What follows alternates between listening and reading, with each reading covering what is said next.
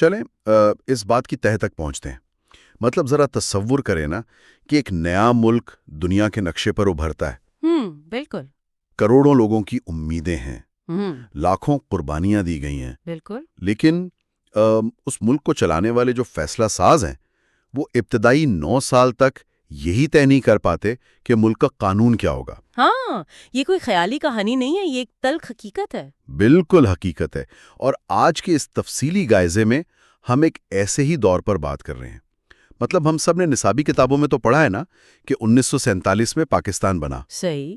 لیکن جو چیز اکثر نظر انداز کر دی جاتی ہے وہ یہ ہے کہ وہ ابتدائی 10 سال یعنی 47 سے 58 تک کا جو دور تھا وہ دراصل ایک لیبارٹری تھا۔ بالکل، ایک لیبارٹری جہاں ہونے والے تجربات نے آج تک کی ریاستی ڈھانچے کی بنیاد رکھی۔ جی، اور آج کی ہماری اس گفتگو کا جو ماخذ ہے نا وہ محمد فاروق راشد صاحب کا ایک انتہائی زبردست اور چشم کشا مضمون ہے۔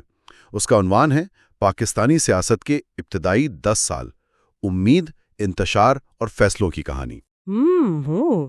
یہ مضمون واقعی بہت کمال کا ہے۔ ہاں، تو ہمارا مقصد یہاں صرف واقعات دہرانا نہیں ہے بلکہ ان وجوہات کو سمجھنا ہے کہ کیسے ایک نئی ریاست میں طاقت کا کھیل شروع ہوتے ہیں۔ مطلب یہ جاننا ہے کہ ابتدائی فیصلے کیسے دہائیوں تک پیچھا نہیں چھوڑتے۔ دیکھیں، اس سب میں جو پہلو مجھے سب سے زیادہ سوچنے پر مجبور کرتا ہے نا وہ یہ ہے کہ ہم اکثر آزادی کو ایک حتمی منزل سمجھ لیتے ہیں۔ ہاں، ہم سمجھتے ہیں کہ بس ملک بن گیا تو کام ختم۔ بالکل ایسا ہی ہے، لیکن فاروق راشد صاحب کے تجزیے سے یہ بہت واضح ہوتا ہے کہ لکیریں کھینچنا اور ایک نقشہ بنانا تو بس ایک انتظامی قدم تھا، اصل بحران تو اس کے بعد شروع ہوا۔ مطلب جب ریاست بنی تو حالات کیسے تھے؟ حالات مطلب زمین قدموں کے نیچے ریت کی طرح سرک رہی تھی۔ وسائل کا یہ عالم تھا کہ دفتری امور چلانے کے لیے کاغذ اور پنیں تک موجود نہیں تھیں۔ کیا بات کریں، کاغذ تک نہیں تھا؟ دور تو تھا نہیں جو نے بتاتا کہ بھئی طاقت کا توازن کیسے قائم رکھنا ہے۔ صحیح۔ یہ وہ وقت تھا جب ریاست کا وجود اور اس کی بقا یہ دونوں ایک ہی وقت میں داؤ پر لگے ہوئے تھے۔ اور یہیں سے تو نا اصل کہانی شروع ہوتی ہے۔ ہم سب جانتے ہیں کہ 47 کے بعد محمد علی جناح نے بطور گورنر جنرل اور لیاقت علی خان نے بطور وزیر اعظم چارج سنبھالا۔ کتابوں میں تو یہ ایک بڑا سیدھا سادہ سا جملہ لگتا ہے، لیکن اگر اس حقیقت کے اندر جھانک کر دیکھا جائے نا تو یہ دونوں ایک ایسے خلا میں کام کر رہے تھے جہاں لاکھوں مہاجرین کی آبادکاری کا دباؤ تھا۔ اور سرحدوں پر تنازعات بھی تو سر اٹھا رہے تھے نا۔ بالکل، تنازعات بھی تھے۔ تو اب سوال یہ پیدا ہوتا ہے کہ جب ریاست کے پاس بنیادی ڈھانچہ ہی نہیں تھا تو انہوں نے نظام کیسے کھڑا کیا؟ اس کا جواب ہمیں مضمون میں ملتا ہے۔ انہوں نے تیزی سے سول سروس اور فوج کو منظم کیا۔ ہاں، اور پھر 1949 میں قرارداد مقاصد لے آئے۔ مطلب یہ قرارداد کوئی محض کاغذ کا ٹکڑا نہیں تھی نا؟ جی نہیں، بالکل نہیں۔ اس نے پہلی بار یہ طے کرنے کی کوشش کی کہ ریاست کا ڈی این اے کیا ہوگا، ایک طرف جمہوریت اور دوسری طرف اسلامی اصولوں کا امتزاج۔ صحیح، یہ ایک بہت بڑا نظریاتی قدم تھا تاکہ سمت کا تعین ہو سکے۔ قرارداد مقاصد کی اہمیت تو اپنی جگہ مسلم ہے، لیکن اگر ہم اس کی ٹائمنگ اور اس کے بعد جو تعطل پیدا ہوا اس کا باریک بینی سے جائزہ لیں تو ایک اور ہی تصویر ابھرتی ہے۔ وہ کیسے؟ مطلب کیا تصویر ابھرتی ہے؟ فاروق راشد صاحب نے نشاندہی کی ہے کہ جب آپ کسی نئے ریاستی ڈھانچے کی بنیاد رکھتے ہیں نا تو صرف نظریہ دینا کافی نہیں ہوتا، اس نظریے کو قانون میں ڈھالنا ضروری ہوتا ہے۔ یعنی آئین بنانا ضروری تھا۔ بالکل، انتظامی ڈھانچہ تو کھڑا کر دیا گیا، بیوروکریسی کو متحرک کر دیا گیا، لیکن آئین سازی کا عمل بہت سست روی کا شکار رہا۔ یہ وہ لمحہ تھا جہاں ایک بہت بڑی انتظامی اور سیاسی خلیج پیدا ہوئی۔ جب ریاست کے پاس آئین نہیں ہوتا تو عبوری نظام چلانے کے لیے پرانے قوانین کا سہارا لیا جاتا ہے۔ اور اس سے نقصان کیا ہوا؟ نقصان یہ ہوا کہ اس صورت میں گورنر جنرل کے پاس اختیارات کا بے پناہ ارتکاز ہو گیا، مطلب ساری طاقت ان کے پاس آ گئی۔ لیکن ایک منٹ رکیے، یہ نقطہ واقعی بڑا کھٹکنے والا ہے۔ اگر ہم اس پوری صورتحال کو ایک عمارت کی تعمیر سے تشبیہ دینا تو فرض کریں کچھ معمار ایک شدید طوفان میں کھڑے ہو کر عمارت بنا رہے ہیں۔ صحیح۔ انہوں نے محنت کر کے دیواریں کھڑی کر لیں، انتظامی ڈھانچہ بنا لیا اور قرارداد مقاصد کی شکل میں ایک مضبوط بنیاد بھی رکھ دی۔ تو پھر وہ اس پر چھت کیوں نہ ڈال سکے؟ یہ بہت اہم سوال ہے۔ میرا مطلب ہے اگر گورنر جنرل اور وزیر اعظم اتنے طاقتور تھے تو ایک آئین جلدی سے کیوں منظور نہیں کروایا گیا؟ کیا یہ محض سستی تھی یا اس کے پیچھے کوئی سوچی سمجھی طاقت کی رسہ کشی چل رہی تھی؟ دیکھیں، یہ کوئی انتظامی سستی بالکل نہیں تھی، بلکہ یہ طاقت اور اختیار کا ایک بہت پیچیدہ جال تھا۔ اچھا۔ جب دیواریں کھڑی ہو جائیں اور چھت نہ ڈلے نا، تو عمارت کے اندر موجود لوگ سیدھا موسم کے رحم و کرم پر آ جاتے ہیں۔ بالکل صحیح بات ہے۔ آئین سازی میں جو یہ تاخیر تھی، دراصل یہ طاقت کے توازن کا مسئلہ تھا۔ ایک طرف پارلیمنٹ تھی جو عوام کی نمائندگی کر رہی تھی، اور دوسری طرف گورنر جنرل کا عہدہ تھا جس کے پاس بے پناہ صوابدیدی اختیارات تھے۔ اوہو، تو مطلب اگر آئین بن جاتا تو کیا ہوتا؟ اگر آئین بن جاتا تو گورنر جنرل کے اختیارات کم ہو کر سیدھے پارلیمنٹ کو منتقل ہو جاتے۔ اس کشمکش نے اس تاخیر کو جنم دیا۔ اور پھر 1951 میں وہ واقعہ پیش آیا جس نے اس کمزور انتظامی عمارت کی بنیادیں تک ہلا کر رکھ دیں، یعنی لیاقت علی خان کا قتل۔ واقعی، اور لیاقت علی خان کی موت کے حوالے سے نا یہ بات اکثر کہی جاتی ہے کہ وہ ایک فرد کا نقصان تھا، لیکن اس ماخذ کو پڑھ کر مجھے ایسا محسوس ہوتا ہے کہ ان کی موت نے صرف ایک کرسی خالی نہیں کی تھی۔ تو پھر کیا کیا تھا؟ اس نے اس پورے کنٹرول روم کو تباہ کر دیا تھا جہاں سے ریاست کی سمت طے کی جا رہی تھی۔ مطلب جب وہ کنٹرول روم تباہ ہوا تو قیادت کا وہ تسلسل جو قیام پاکستان کے نظریے سے براہ راست جڑا ہوا تھا وہ اچانک کٹ گیا۔ بالکل، ایک بہت بڑا خلا پیدا ہو گیا۔ ہاں، اور جب ایسا خلا پیدا ہوتا ہے نا تو پھر ہر کوئی سٹیئرنگ ویل پر قبضہ کرنے کی کوشش کرتا ہے۔ کیا ہم یہ کہہ سکتے ہیں کہ 51 کے بعد کا دور اسی خلا کو بھرنے کی ایک بے ہنگم کوشش تھی؟ یہ تجزیہ بڑی حد تک درست ہے۔ لیاقت علی خان کی موت کے بعد جو دور شروع ہوتا ہے وہ 1951 سے 56 تک محیط ہے۔ صحیح۔ اور یہیں سے سیاست اصولوں کا لبادہ اتار کر خالص طاقت کے کھیل میں تبدیل ہو جاتی ہے۔ یہ وہ دور تھا جب غلام محمد، خواجہ ناظم الدین اور محمد علی بوگرا جیسی شخصیات اقتدار کے آوانوں میں اپنی طاقت آزما رہی تھیں۔ مطلب یہ سب لوگ آپس میں لڑ رہے تھے؟ جی ہاں، اور یہ شخصیات عوام سے براہ راست مینڈیٹ لینے کے بجائے نہ محلاتی سازشوں اور بیوروکریٹک جوڑ توڑ کے ذریعے حکومت کر رہی تھیں۔ یہ بڑی عجیب بات ہے۔ مطلب ایک طرف سیاستدان آپس میں لڑ رہے تھے اور دوسری طرف ملک کا نظام بھی کسی نہ کسی طرح چل ہی رہا تھا۔ بالکل۔ اسی دوران 1953 میں ہمیں ایک بہت ہی دلچسپ سیاسی اور ریاضیاتی حل نظر آتا ہے جسے بوگرا فارمولا کہا جاتا ہے۔ بوگرا فارمولا بہت اہم تھا۔ ہاں، کیونکہ جب ہم آئین نہ بن پانے کی وجوہات تلاش کرتے ہیں نا تو سب سے بڑی رکاوٹ مشرقی اور مغربی پاکستان کے درمیان وہ نمائندگی کا تنازع نظر آتی ہے۔ بالکل، سب سے بڑا مسئلہ یہی تھا۔ تو اس کی میکانیات کو سمجھنا بہت ضروری ہے۔ مشرقی پاکستان کی آبادی زیادہ تھی اور وہ چاہتے تھے کہ مقننہ میں انہیں آبادی کے لحاظ سے نشستیں ملیں، جو کہ جمہوری لحاظ سے ان کا حق بھی تھا۔ بالکل حق تھا، لیکن دوسری طرف مغربی پاکستان کے صوبے اس بات سے ڈر رہے تھے کہ اس طرح مشرقی پاکستان کا مستقل غلبہ ہو جائے گا۔ یہ ایک ایسا ڈیڈ لاک تھا جو کسی طور حل نہیں ہو پا رہا تھا۔ اور اسی ڈیڈ لاک کو توڑنے کے لیے محمد علی بوگرا نے وہ فارمولا پیش کیا۔ اس کی میکانیات واقعی بہت شاندار تھیں۔ انہوں نے کیا تجویز دی تھی؟ بوگرا نے تجویز دی کہ پارلیمنٹ کے 2 ایوان ہوں گے۔ ایوان زیرین یعنی لوئر ہاؤس میں نمائندگی آبادی کے تناسب سے دی جائے گی، جس کا سیدھا مطلب تھا کہ مشرقی پاکستان کو زیادہ نشستیں ملیں گی۔ اچھا، تو مغربی پاکستان کو کیسے راضی کیا؟ یہی تو کمال تھا۔ ایوان بالا یعنی اپر ہاؤس میں تمام اکائیوں کو برابر نمائندگی دی جائے گی، جس سے مغربی پاکستان کے صوبوں کا پلڑا بھاری ہو جائے گا۔ اور سب سے اہم بات یہ تھی کہ دونوں ایوانوں کے مشترکہ اجلاس میں دونوں حصوں یعنی مشرقی اور مغربی پاکستان کی نشستوں کی کل تعداد بالکل برابر ہو جائے گی۔ تو اس فارمولے نے دونوں فریقین کے خوف کو دور کرنے کی کوشش کی۔ بالکل کوشش کی۔ یہ تو ایک زبردست توازن تھا۔ مطلب اگر دونوں ایوانوں کو ملا کر نمائندگی برابر ہو رہی تھی تو اس کا مطلب ہے کہ قانون سازی کے لیے دونوں کو ایک دوسرے کی ضرورت پڑتی تھی۔ جی ہاں، یہ نمائندگی کے اس حساس مسئلے کا ایک بہت ہی منطقی حل تھا۔ اور ماخذ بتاتا ہے کہ یہ فارمولا تقریباً منظور ہونے کے قریب تھا۔ مقننہ نے اس پر کام مکمل کر لیا تھا اور ایسا لگ رہا تھا کہ آئین سازی کی راہ میں حائل سب سے بڑی دیوار اب گرنے والی ہے۔ بالکل ایسا ہی لگ رہا تھا۔ لیکن پھر 1954 میں ایک ایسا دھماکہ ہوا جس نے سب کچھ اڑا کر رکھ دیا۔ غلام محمد نے پوری کی پوری دستور ساز اسمبلی ہی تحلیل کر دی۔ ہاں، یہ تاریخ کا ایک بہت بڑا موڑ تھا۔ یہ عمل میری سمجھ سے تو بالکل باہر ہے۔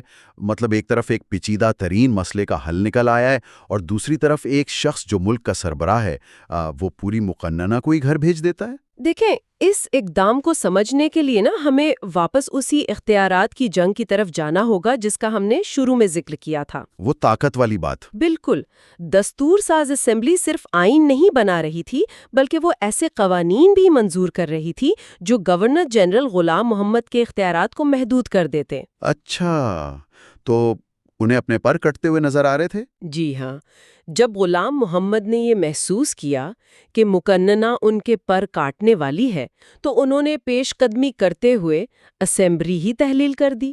یہ کوئی عام قومی مفاد کا فیصلہ نہیں تھا، یہ اپنی ذات اور اپنے عہدے کو بچانے کا ایک خالصتاً آمرانہ قدم تھا۔ یہ تو بالکل ایسا ہے جیسے فٹ بال کے ایک انتہائی اہم میچ کے دوران جب دونوں ٹیمیں طویل جدوجہد کے بعد ایک مشکل صورتحال کو سلجھا کر گول کرنے کے قریب ہونا تو کوئی ریفری اچانک میدان میں آئے اور میچ کو منسوخ کرے، بال اٹھائے اور کہے کہ بھئی آج سے کھیل کے اصول میں ہی طے کروں گا اور میں ہی سب سے بڑی اتھارٹی ہوں۔ بالکل زبردست مثال دیا آپ نے۔ لیکن جو سوال ذہن میں ہتھوڑے کی طرح بچتا ہے وہ یہ ہے کہ عدالت نے اسے کیسا تسلیم کر لیا؟ مطلب جب کوئی شخص قانون بنانے والے ادارے کو ہی غیر قانونی طریقے سے ختم کر دے تو عدلیہ تو وہ آخری دیوان ہوتی ہے نا جو اس طوفان کو روک سکتی ہے۔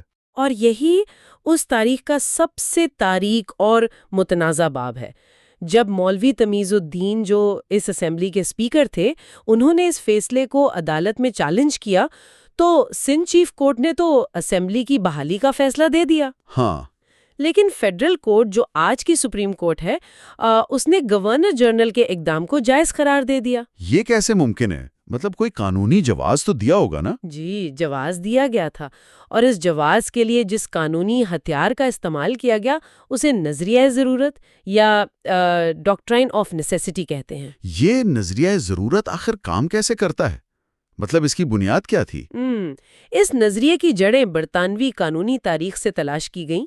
اس کا بنیادی فلسفہ یہ ہے کہ اگر ریاست کی بقا خطرے میں ہونا تو کچھ غیر معمولی اور غیر آئینی اقدامات کو محض اس لیے قانونی حیثیت دی جا سکتی ہے کیونکہ وہ اس وقت کی ضرورت ہوتے ہیں۔ اچھا، عدالت نے یہ استدلال اپنایا کہ گورنر جنرل کا اقدام ظاہراً غیر آئینی ضرور ہے، لیکن چونکہ اسمبلی غیر مؤثر ہو چکی تھی اور ریاست ایک بحران کی طرف جا رہی تھی، اس لیے ایک بڑے نقصان سے بچنے کے لیے اس غیر آئینی قدم کو قانونی تحفظ دینا ضروری ہے۔ تو یہ وہ منطق تھی جس نے ایک شخص کے آمرانہ فیصلے کو چھتری فراہم کر دی۔ بالکل چھتری فراہم کر دی۔ یہ تو ایک انتہائی خوفناک اور تباہ کن قانونی نظریہ ہے۔ مطلب اس کا سیدھا سا مطلب تو یہ ہوا کہ کوئی بھی طاقتور عہدیدار جس کے پاس زور ہو وہ یہ دعویٰ کر سکتا ہے کہ ریاست خطرے میں۔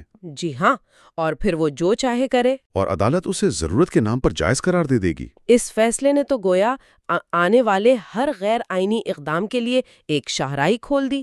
اگر قانون کی تشریح اس طرح ہونے لگے تو پھر آئین کی حیثیت تو ایک کاغذ کے پرزے سے زیادہ کچھ نہیں رہتی۔ اور تاریخ گواہ ہے کہ ایسا ہی ہوا۔ اس ایک فیصلے نے اس ملک کے سیاسی اور آئینی سفر کی پوری سمتی بدل دی۔ بالکل۔ جب عدلیہ کی طرف سے ایسی نظیر قائم کر دی جائے نا تو یہ طاقتور قوتوں کے لیے ایک سگنل ہوتا ہے کہ وہ نظام کو جب چاہیں لپیٹ سکتے ہیں۔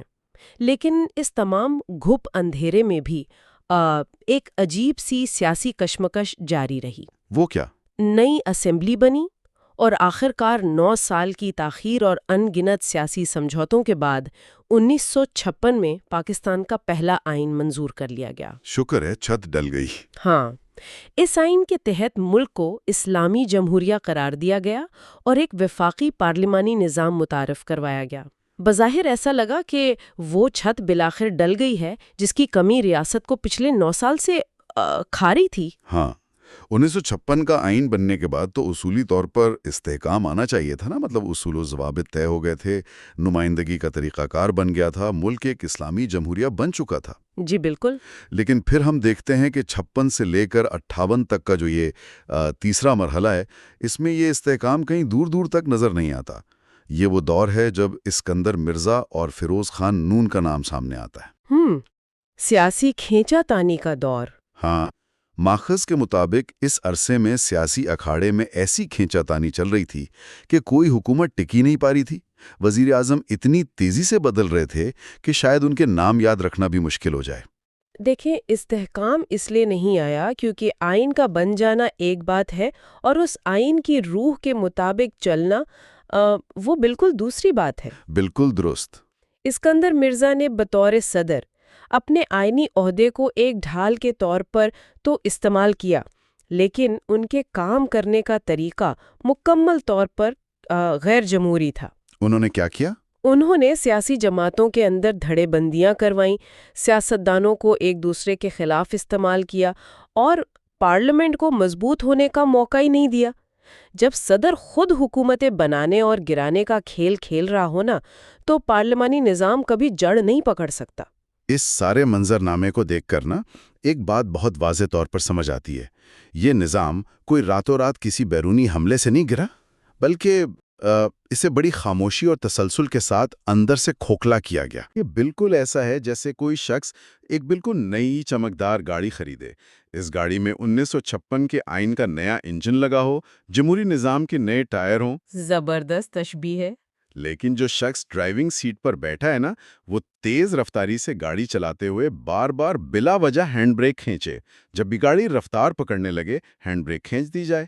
اس کا کیا نتیجہ نکلے گا؟ ٹائر گھسیں گے اور کیا ہوگا؟ بالکل، ٹائر گھسیں گے، بریک پیڈز تباہ ہوں گے اور ایک وقت ایسا آئے گا کہ گاڑی کا انجن ہی مکمل طور پر جواب دے جائے گا۔ اور مزے کی بات یہ ہے کہ وہ ہینڈ بریک کھینچنے والا اکیلا نہیں تھا، بیوروکریسی اور طاقتور حلقے اسے پس پردہ ہدایات دے رہے تھے۔ وہ ہینڈ بریک دراصل ان ثوابدیدی اختیارات کی علامت ہے جو صدور اور گورنر جنرلز نے پارلیمنٹ کے خلاف بار بار استعمال کیے، اور جب وہ انجن پوری طرح تباہ ہو گیا، گاڑی سڑک پر رک گئی، تو 58 میں ایوب خان نے مارشل لا لگا کر اس خراب گاڑی کو ہی سڑک سے ہٹا دیا اور اقتدار پر مکمل قبضہ کر لیا۔ جی ہاں، یوں جمہوریت کا وہ سفر جو محض 10 سال پہلے شروع ہوا تھا، ایک طویل عرصے کے لیے رک گیا۔ یہ سب جاننے کے بعد ذہن میں ایک بہت ہی بنیادی سوال ابھرتا ہے۔ اتنے بڑی خواب اور اتنے طویل نظریاتی سفر اور لاکھوں قربانیوں کے بعد بننے والی ریاست محض 10 سال کے اندر اس نہج پر کیسے پہنچ گئی کہ اس کا پہلا آئین بھی منسوخ ہو گیا اور ماشاءاللہ لگ گیا؟ یہ سوال تو بنتا ہے، مطلب اس پورے عشرے کی ناکامی کی اصل جڑیں کہاں پیوست تھی؟ فاروق راشد صاحب نے اپنے مضمون کے آخر میں ان وجوہات کا بہت جامع تجزیہ کیا ہے۔ وہ اس پورے دور کے زوال کو 3 بنیادی خامیوں سے جوڑتے ہیں۔ پہلی خامی کیا تھی؟ پہلی وجہ یہ تھی کہ سیاسی جماعتیں اور ادارے انتہائی کمزور تھے۔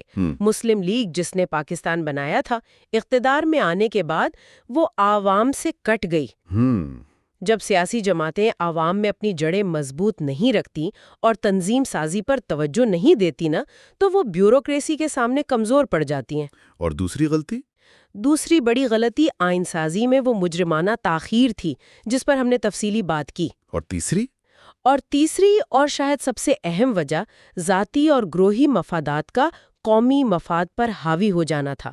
قائدین نے ریاست کو مستحکم کرنے کے بجائے اپنی کرسیوں اور اختیارات کو بچانے پر زیادہ توانائی صرف کی۔ مضمون میں اس پوری صورتحال کو سمجھانے کے لیے ایک تشبیہ دی گئی ہے جو بہت گہری ہے۔ جی، وہ باغ والی تشبیہ۔ ہاں، یہ کہا گیا ہے کہ وہ ابتدائی دور ایک ایسے باغ کی طرح تھا جہاں بیج تو بہت اعلیٰ کوالٹی کے بوئے گئے تھے۔ قرارداد مقاصد کا بیج، جمہوریت کا نظریہ، ایک آزاد ملک کا خواب۔ بالکل۔ لیکن جن لوگوں کے ذمے اس باغ کی رکھوالی تھی نا، انہوں نے اسے پانی دینے کے بجائے آپس میں اس بات پر لڑنا شروع کر دیا کہ بھئی باغ کا مالک کون ہوگا۔ کتنی تلخ بات ہے۔ اور اس جھگڑے کا نتیجہ یہ نکلا کہ جو پودے نکلے وہ اندر سے اتنے کھوکھلے اور کمزور تھے کہ وہ سیاسی بحرانوں کی پہلی آندھی بھی برداشت نہ کر سکے اور جڑوں سے اکھڑ گئے۔ یہ واقعی ایک بہت تلخ حقیقت ہے۔ جب ادارے کمزور ہوتے ہیں تو افراد طاقتور ہو جاتے ہیں۔ صحیح۔ اور افراد کتنے ہی قابل کیوں نہ ہوں، وہ اداروں کا متبادل نہیں ہو سکتے۔ یہ تاریخ ہمیں بتاتی ہے کہ ریاستوں کا وجود صرف سرحدوں کی حفاظت سے نہیں ہوتا، بلکہ اس کے اندر موجود نظام آئین کی بالادستی اور عوام کی حقیقی نمائندگی سے ہوتا ہے۔ بالکل صحیح کہا آپ نے۔ 47 سے 58 کا یہ دور صرف ماضی کی ایک کہانی نہیں ہے، یہ ریاستی سائنس کو سمجھنے کے لیے ایک لیبارٹری کی حیثیت رکھتا ہے۔ اور یہی اس تفصیلی جائزے کا سب سے بڑا سبق ہے ان تمام سننے والوں کے لیے جو تاریخ کے اوراق سے حال کو سمجھنے کی کوشش کرتے ہیں۔ لکیریں کھینچ لینا یا نیا جغرافیہ بنا لینا محض پہلا قدم ہوتا ہے۔ بالکل، وہ تو شروعات ہوتی ہے۔